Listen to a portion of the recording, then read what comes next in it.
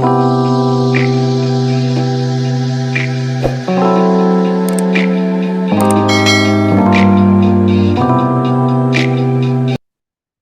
everybody, what's going on? I am Jamie Dawn, your evolutionary revolutionary astrologer, bringing you your celestial wisdom for the week of January 29th through February 5th, 2023. Whew, that means that we're already at the end of 1 month of the calendar year. I know I keep talking about it, but I'm governed by time in my world. So it always seems very strange to me at how quickly time moves, and yet it doesn't. Anyways, that's just one thing. But talk about movement. We have now all the planets in direct forward motion. We should start to feel, especially this week, as Mercury is now coming out of its full shadow and Mars is starting to squeak its way out of shadow, that we should start to be feeling a little more motivated and inspired, maybe a little more pep in our step. So if you felt that January was a little bit of a slow start, that's okay. Don't be discouraged, because now things are going to start moving. And I hope that you spent the month of January doing some planning and connecting with people behind the scenes, or just kind of plugging along, doing some of the things that needed to get off your to-do list, but not necessarily adding a lot of new things to get started until now. We have on Sunday, Mercury is going to trine Uranus and the Moon. So this is going to hopefully give us some good news, but some sudden news about something we wanted to accomplish. So we're going to start to get some sort of forward motion, have some conversations around it, things that feel really good.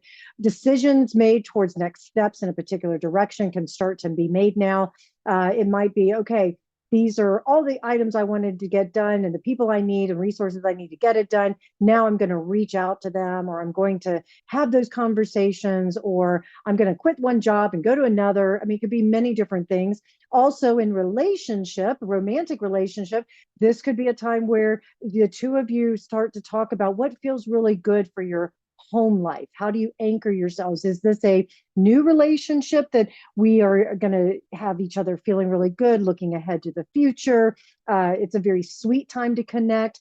Also, it may have you looking at, do we move in together? Or do we buy some new furniture? Because we've got Mercury in Capricorn, Uranus and the Moon in Taurus.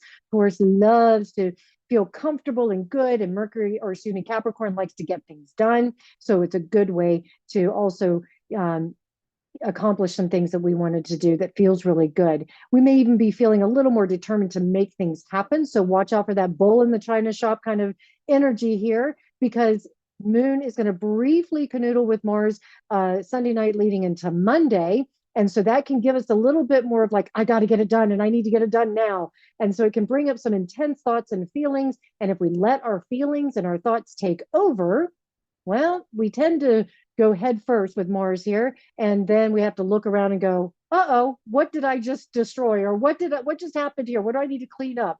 But remember, if for some reason you make a mess, messes are made to be cleaned up.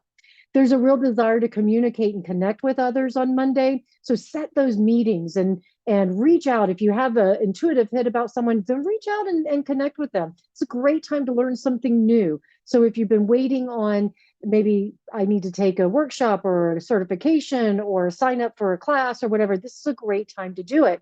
Also, the sun then trines Mars and the Moon on Tuesday, giving us more energy with some big ideas where we're going to be inspired and feel as though we want to do something different. So anything that is out of the ordinary, innovative, will inspire us, give us the energy we need to make decisions, as well as being able to give us a good day to find solutions as well. Because when the sun is trining Mars, Mars is in Gemini, and then the moon is also in Gemini, this is a great time for us to work together and collaborate with others, to connect and share ideas. So if you're working on a particular issue and you're not quite sure what the solution might be, grab a friend, grab a third party professional, grab somebody to say, hey, I need to talk through this. Because sometimes just that verbal processing comes out of us, and all of a sudden the perspective changes, and this other person can give advice or what works for them.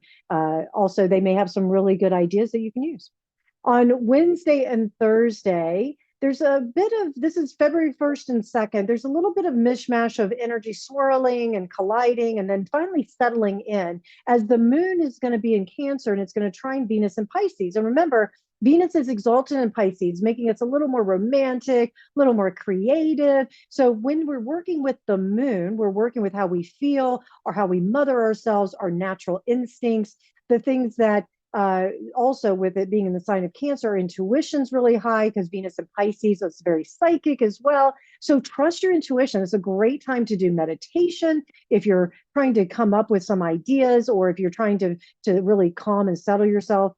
Also, Thursday into Friday, we may feel like we need to escape a little bit, get to the water. These are watery times, you know. You may also be inspirational to others during this time. So share those ideas.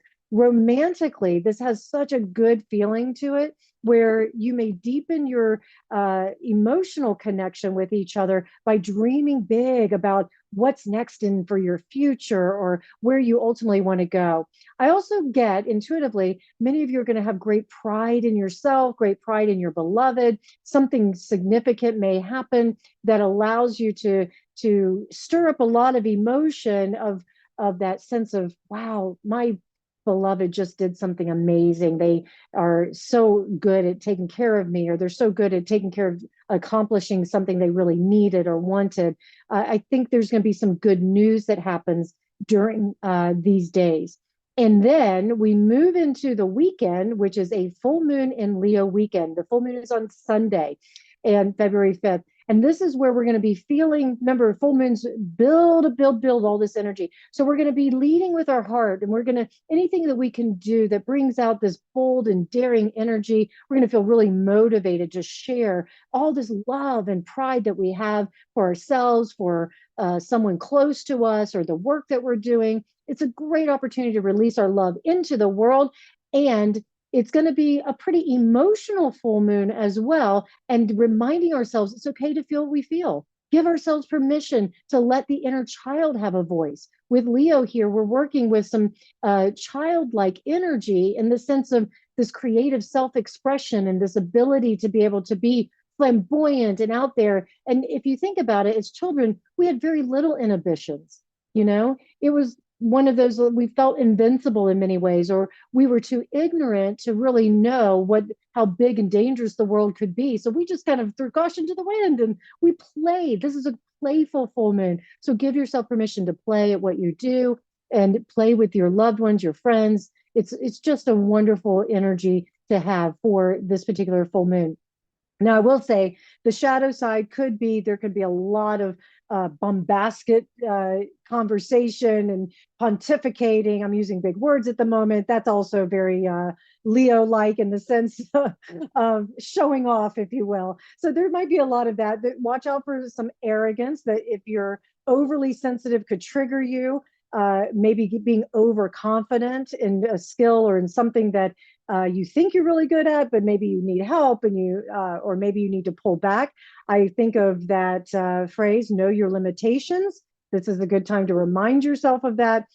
And when it comes to romance and relationship, this full moon could have you letting go of a relationship that felt like betrayal. Maybe you've put up with somebody's BS for way too long, and that this is a time to set those boundaries, reset boundaries, maybe even having to let the relationship go altogether. There's some of that in here. However, I feel as though it has a lot of potential for us to have really good connection, really good ideas, really wonderful opportunities to share what we do in our own unique expression, our own unique way, as benefit and of service to the world. So capitalize on that kind of energy as you ride out this full moon. All right, you guys, I hope this helps. Please like, subscribe, share, comment, and come find me at jamiedawn.com. I look forward to working with you. Have such an amazing full moon week. Take care.